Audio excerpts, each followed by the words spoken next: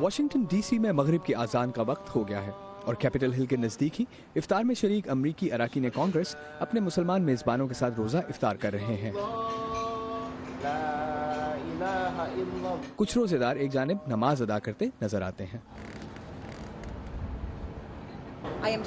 اس افطار میں شرکت میرے لیے باعث مسرت ہے اور مجھے یہاں آنے کی دعوت دینے پر آپ سب کا بہت شکریہ۔ امریکی مسلمانوں اور قانون سازوں کے لیے اس مشترکہ افطار کا اہتمام Pakistani American political action committee یا پاک پیک نامی تنظیم کی جانب سے کیا گیا ہے۔ یہ تنظیم پالیسی معاملات پر پاکستانی امریکنز کی آگہی بڑھانے اور ان کے سیاسی مفادات کے لیے کام کرتی ہے۔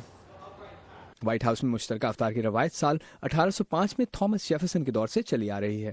صدر ٹرمپ نے سال 2013 میں افطار نہ کروا کے اس روایت کو توڑ دیا تھا۔ ٹرمپ جب آئے تھے ایڈمنسٹریشن میں، انہوں نے وائٹ ہاؤس کی افطار بند کر دی تھی 3 سال پہلے، تو ہم لوگوں نے سوچا وی شوڈ ہیو افطار آن کیپٹل ہل۔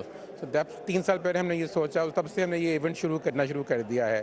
اگرچہ صدر ٹرمپ نے وائٹ ہاؤس میں مسلم اکثریتی ممالک کے سفارتکاروں کے لیے گزشتہ سال اور اس سال بھی افطار ڈنر کا اہتمام کیا، لیکن اس میں امریکی مسلم کمیونٹی کے نمائندوں کو مدعو نہیں کیا گیا تھا۔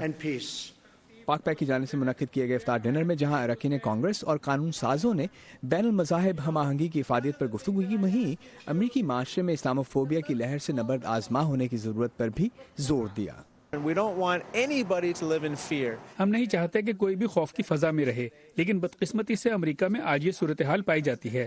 آنے والے صدارتی انتخاب کو مد نظر رکھتے ہوئے میں امید کرتا ہوں کہ تمام لوگ ڈونلڈ ٹرمپ سمیت تمام صدارتی امیدواروں سے پوچھیں گے کہ آپ خوف، عدم برداشت اور امتیازی سلوک کو ختم کرنے اور لوگوں کو متحد کرنے کے لیے کیا کرنے کا ارادہ رکھتے ہیں۔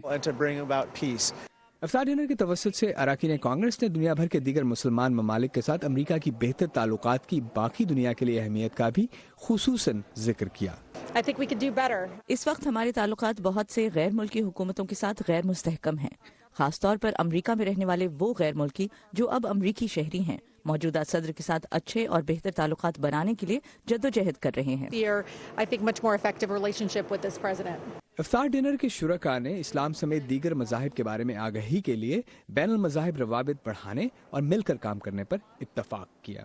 امان Azhar, voice of America, Washington.